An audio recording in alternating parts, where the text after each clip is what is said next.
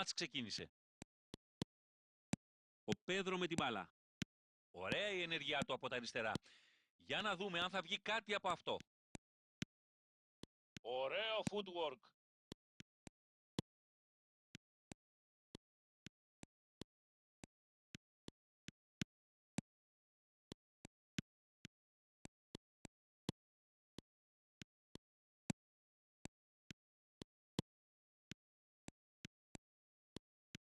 Πέδρο!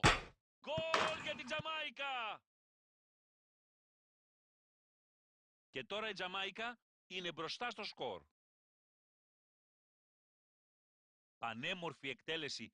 Έβαλε την τέλεια καμπύλη. Από τη γωνία που βρέθηκε και για τη θέση βέβαια που είχε ο goalkeeper, έκανε την σωστή επιλογή και ανταμείφθηκε.